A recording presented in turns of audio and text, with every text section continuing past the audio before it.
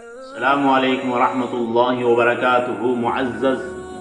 ناظرین گرامی، آج آپ حضرات کے سامنے یہ بات بیان ہوگی کہ اللہ رب العزت نے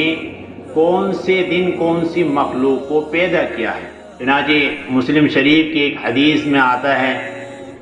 حضرت ابو ہریرہ رضی اللہ تعالیٰ عنہ فرماتے ہیں کہ رسول اللہ صلی اللہ علیہ وسلم نے میرا ہاتھ پکڑا اور مجھ سے فرمایا کہ مٹی کو اللہ رب العزت نے ہفتے کے دن پیدا کیا ہے،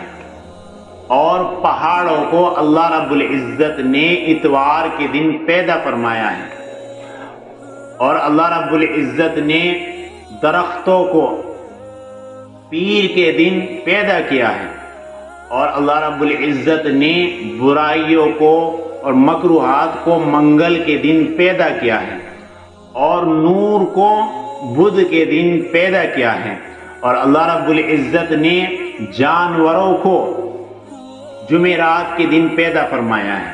اور اللہ رب العزت نے حضرت آدم علیہ السلام کو جمعے کے دن پیدا کیا ہے، عصر کی نماز کے بعد۔